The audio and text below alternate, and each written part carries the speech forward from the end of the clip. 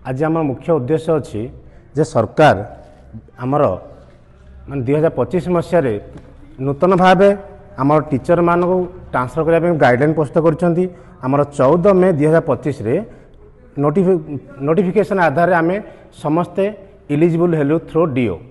आम जेहेतु योग्य थिलु तेणुक आमर हाईस्कल समस्त आर्ट्स एंड साइंस टीचर आम समस्ते डीओ को माध्यम डीओ इनक्वारी करी आमको सेठू रेकमेंड करिसेंती किंतु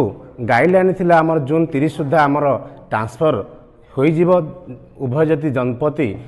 जदि school and mass education under चाकरी करछन्ती उभय दंपति ताहले तुमर जून 30 सुधा आपनकर ट्रांसफर हो जीवो किंतु डीओ आमर डिस्ट्रिक्ट लेवल प्रति डीओ रेकमेंड कले सुधा वर्तमान पर्यंत आमर फाइल को आउ डायरेक्ट माने आमर डीएसई कर्तृपक्ष कौन प्रकार ताको आगो को नौ ना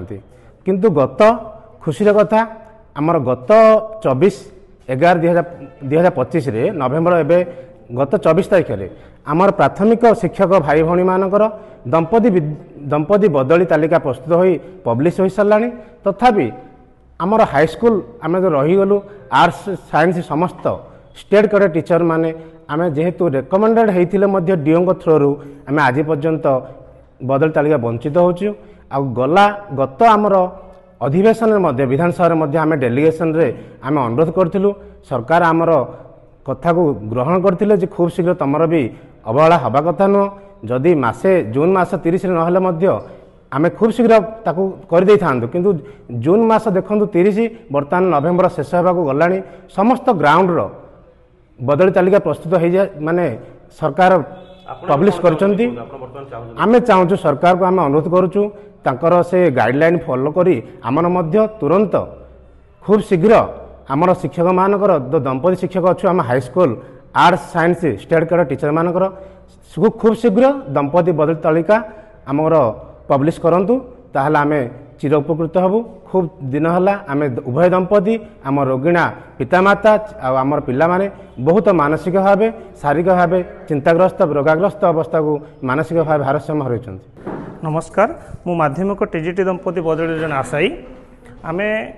2025 मसीहा मे मास 14 तारिख में जिते टीजीटी दंपति बदली नोटिफिकेशन टी आसला आमर गणशिक्षा विभाग तरफ आमे समस्ते से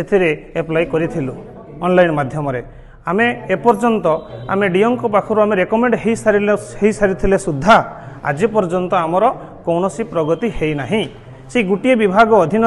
एलिमेंटारी डायरेक्टर रे शिक्षक दंपति बदली प्रक्रिया शेष होते आमर फाइल रे कौन अग्रगति होना आम विभाग कर्तृपक्ष मान पाखक एवं आमर गणशिक्षा विभाग मंत्री जी अच्छा नित्यानंद गंड महोदय मीट कलु अनेक आश्वासन पाइलु धैर्य धरतु हम निश्चित भाव में आज्ञा आम केते दिन आउ धैर्य धरी रही आमर रोगिणा बापा माँ आमर पिला छुआ 500-600 किलोमीटर दूर रही आम मानसिक चिंताग्रस्त हो गलुनी तेणु आम आपण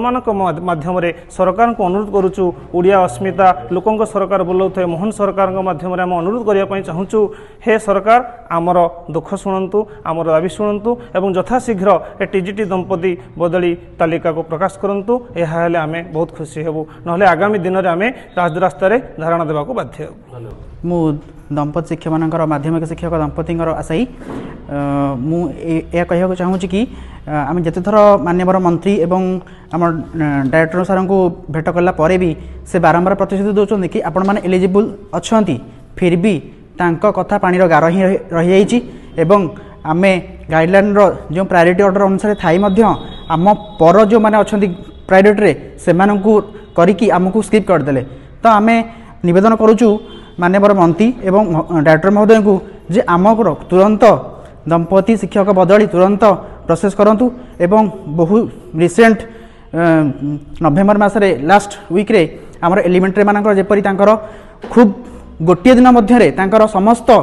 प्रोसेस क्लियर हो गला आम दयाकर निवेदन करुचु जे जल्दी आमर प्रोसेस को कंप्लीट करंतु आमको तुरंत बदली करंतु। भाग्यर दोष आउ केते दिन निज भविष्यत गढ़ंतु निज हाथ रे अगरबत्ती मेसिन नहीं आरंभ करंतु व्यवसाय स्वल्प निवेश रे अधिक लाभ अधिक सूचना पाई जोगाजोग करंतु समृद्धिर साथी सोमेन अगरबत्ती।